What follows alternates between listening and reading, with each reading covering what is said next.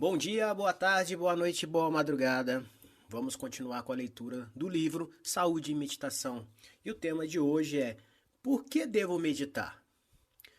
Abre aspas. Uma pessoa com a mente instável, que não compreende o verdadeiro Dharma, que tem convicção hesitante, a sabedoria não chega à sua plenitude.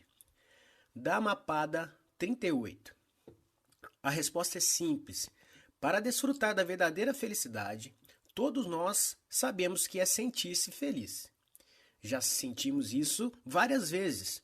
O problema é que, invariavelmente, esse sentimento de felicidade não dura, acaba desaparecendo.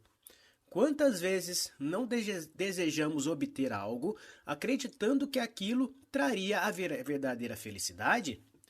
Obtendo aquilo que desejamos, o sentimento de felicidade pode ser extremamente intenso e recompensador, mas passado algum tempo, já não sentimos mais a mesma coisa e até começamos a ver defeitos naquilo que antes parecia completamente perfeito. A nossa reação, regra geral, é colocar defeito no objeto, ou seja, se aquilo que obtivemos não trouxe a felicidade completa e duradoura, é porque não encontramos a coisa certa. E assim saímos em busca de alguma outra coisa que seja perfeita e duradoura. E assim seguimos na nossa busca sem fim. Há uma felicidade que é perfeita e duradoura, porém não desaparece e que não depende das circunstâncias. A verdadeira felicidade está no interior, nas nossas próprias mentes e corações. Não pode ser encontrada no mundo lá fora. Essa felicidade não é egoísta, pois não precisa tomar nada de ninguém e não causa nenhum tipo de dano a ninguém. Pois se a nossa felicidade tiver que depender de tomar algo de outras pessoas ou do sofrimento de outras pessoas, elas de alguma forma irão tentar dar um fim nisso. A felicidade que vem do interior não precisa ter um fim e não precisa tomar nada de ninguém, sendo, portanto, um ato de sabedoria e um ato de compaixão. Para encontrá-la, o único método possível é a meditação. Entendendo a mente, a meditação é como uma expedição exploratória no interior das nossas mentes. Um processo investigatório que tem dois objetivos. O primeiro é entender como a mente funciona e o segundo é treiná-la. Entender como a mente funciona significa compreender por que em determinadas situações acabamos agindo ou dizendo coisas que acabam ferindo até mesmo pessoas que queremos muito e a nós mesmos. Coisas das quais acabamos nos arrependendo mais tarde. Ou porque as coisas que obtemos e que nos trazem tanta felicidade, passado algum tempo, perdem valor. Treinar a mente significa deixar de lado aqueles hábitos mentais que acabam produzindo uma felicidade apenas temporária, que prejudicam os outros e a nós mesmos, e que nos afastam da verdadeira felicidade. Além disso, treinar a mente significa cultivar e desenvolver aqueles hábitos que irão beneficiar os outros e a nós mesmos e que conduzem à verdadeira felicidade. O objetivo da meditação não é curar um determinado mal-estar emocional que a pessoa possa estar sentindo, mas sim atacar o problema na sua raiz, eliminando as causas que dão origem a todos os tipos de mal-estar mental e que impedem a verdadeira felicidade. Quantos tipos de meditação existem? Como foi mencionado antes, no budismo Theravada, há dois tipos de meditação que ocorrem com mais frequência. Um tipo de meditação enfatiza mais a prática de insight, sendo conhecido como meditação vipassana, e o outro combina a prática da concentração, samadhi e jhanas, com a prática de insight. A concentração visa acalmar e tranquilizar a mente, enquanto o insight visa ver as coisas que ocorrem na nossa mente e coração como elas na verdade são. Para dar um exemplo, imaginemos um lago com águas cristalinas, tão limpas que que nos permitem ver o fundo, ver as pedras, o cascalho e os peixes nadando. Agora imagine a superfície do lago com ondas agitadas pelo vento. Seria possível ver até o fundo do lago? Muito provavelmente não. A superfície do lago tem de estar calma, sem ondas, sem nenhuma agitação. Assim é como funciona a meditação da concentração, que tem como objetivo aquietar a agitação habitual da mente para obter ver melhor o que está acontecendo. Agora imagine que a superfície do lago está calma, a pessoa que está olhando é capaz de ver e apreciar aquilo que está na água. Agora, se a pessoa tiver conhecimentos de biologia, geologia ou ecologia, ela poderá apreciar aquilo que está vendo num grau muito mais completo e profundo do que uma que não tem esse tipo de conhecimento. De modo semelhante, com a meditação de insight, que possibilita ao meditador enxergar e entender completa e profundamente aquilo que está acontecendo na sua mente. Mas isso também implica em um certo referencial para que a prática da meditação de insight, que é exatamente os ensinamentos do Buda sobre a realidade das coisas. Esse referencial pode ser obtido através do estudo dos ensinamentos budistas. Posso meditar sozinho? Não há nada que impeça alguém de começar a praticar meditação sozinho. O método básico de meditação ensinado por Ajahn Brahmavanso pode ser um bom começo. No entanto, há dois obstáculos que são enfrentados por todos os meditadores. Primeiro é a motivação e segundo, como lidar com as dificuldades que surgem. A meditação, como qualquer arte ou esporte, requer continuidade na prática. Certo maestro de uma orquestra sinfônica dizia que se um músico de sua orquestra ficasse 3 dias sem praticar, a audiência perceberia. Se ele ficasse 2 dias sem praticar, os seus colegas na orquestra perceberiam.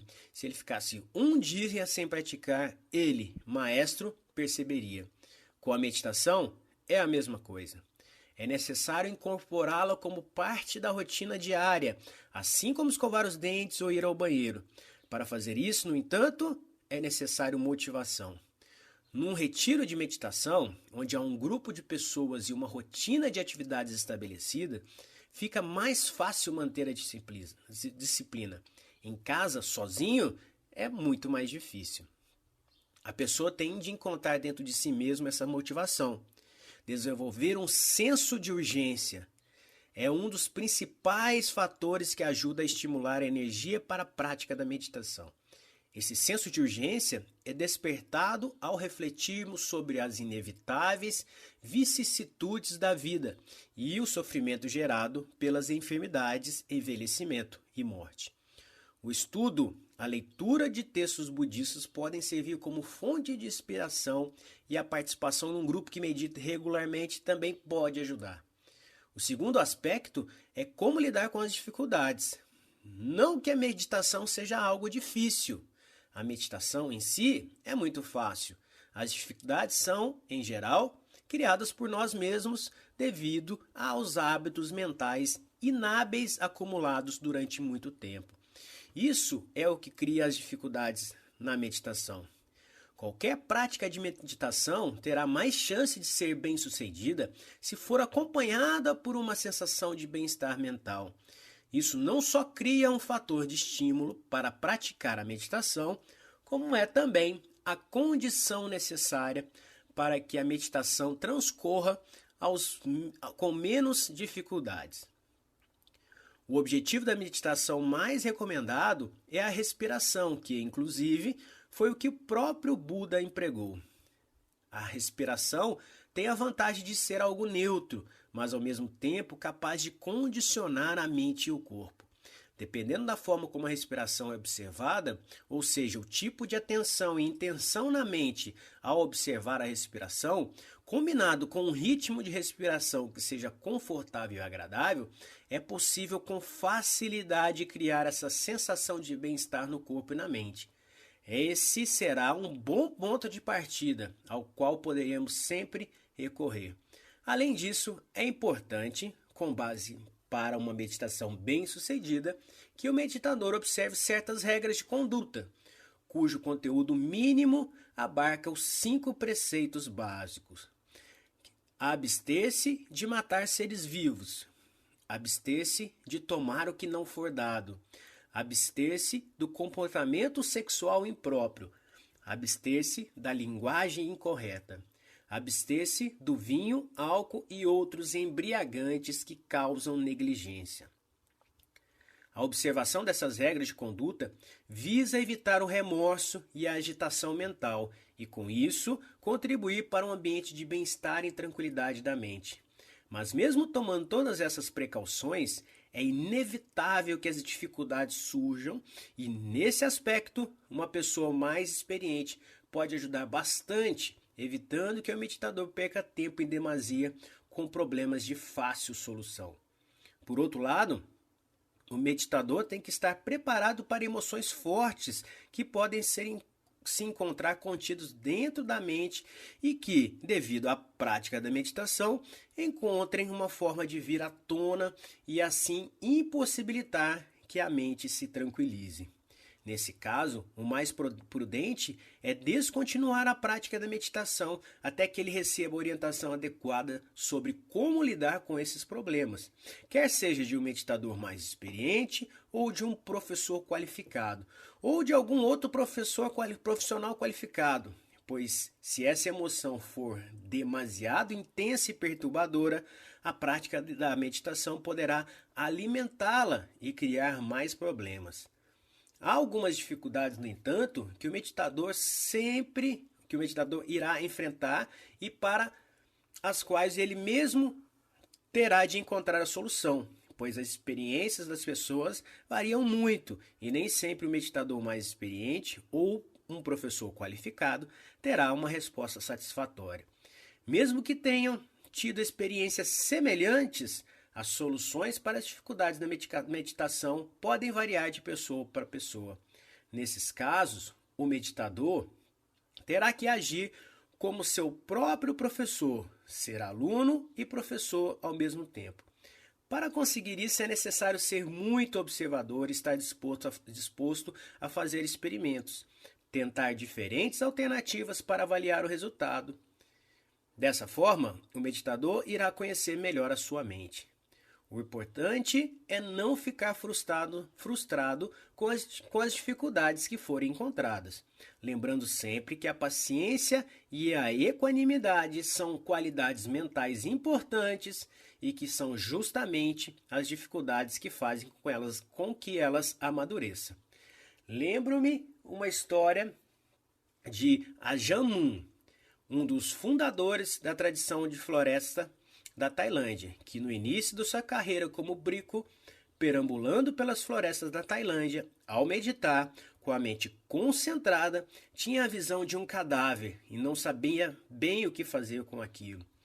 Ele recorreu ao seu companheiro brico para pedir ajuda, mas esse foi incapaz de ajudá-lo, pois suas experiências meditativas eram completamente distintas. Ajahn Mun teve de encontrar a resposta sozinho, através da própria perspicácia. Através de sua determinação e esforço, Ajahn Mun acabou se convertendo num dos mais renomados mestres de meditação na Tailândia no século XX. Para aqueles que o conheceram, Ajahn Mun era um iluminado. A tradição que ele estabeleceu se mantém viva até os dias de hoje, não só na Tailândia, mas em vários monastérios estabelecidos pelos seus discípulos em muitos países da América do Norte, Europa e Oceania. Como encontrar um professor de meditação? Dentro do contexto da tradição Theravada, como já foi visto antes, há 2 linhas de mestras de meditação que são praticadas e ensinadas. Uma delas enfatiza a prática de insight, sem dar tanta importância ao desenvolvimento dos jhanas. Essa prática, em geral, é conhecida como meditação vipassana. A outra trabalha com samadhi jhanas e o insight em equilíbrio. Em geral, é identificado como tradição das florestas, particularmente da Tailândia. A prática da meditação é um dos elementos fundamentais no treinamento de um brico, exceto pela fama e reputação ou pelo tempo de vivência como um brico, não existe uma outra maneira de assegurar quanta experiência e habilidade um brico possui para ensinar meditação. Um brico pode tanto ensinar a meditação vipassana ou a combinação Samadhi Jhanas Insight. A priori, é difícil saber qual orientação determinado brico segue e, portanto, é recomendável estar bem informado. No caso de professores leigos, a situação é mais complexa. Como a disciplina do ensino do budismo ou meditação não é regulamentada pelo governo, o emprego da palavra do professor ou mestre ou algum outro qualificativo fica a critério de cada um. Não existe um processo formal para treinar leigos para ensinar meditação. Na ampla maioria dos casos, os professores leigos ensinam a metodologia da meditação vipassana com base na sua própria experiência e por conta própria assumem o papel de professores. A única exceção é o treinamento MBSR, Mindfulness Based Stress Reduction, ou o emprego da técnica da atenção plena, que é um dos fundamentos da prática da meditação vipassana, como metodologia para a redução do estresse. Executando esse caso, excetuando esse caso, não existem cursos de formação de professores de meditação leigos no Theravada. Já no caso de Samadhi Jhanas Insight, há pouquíssimos professores leigos que ensinam essa metodologia. Nos casos que são conhecidos, os professores leigos foram treinados e receberam a autorização de um mestre conhecido para ensinar essa metodologia. Então, por exemplo, temos Late Brasington, que foi autorizado por Aya Kema, Stephen Snyder, Tina Hamston e Shaila Catherine foram autorizados por Pa-Auk Sayadaw. Então é isso, pessoal. Vamos parar por aqui. O próximo trechinho será os métodos praticados pelo Buda. Então um abraço a todos e até a próxima.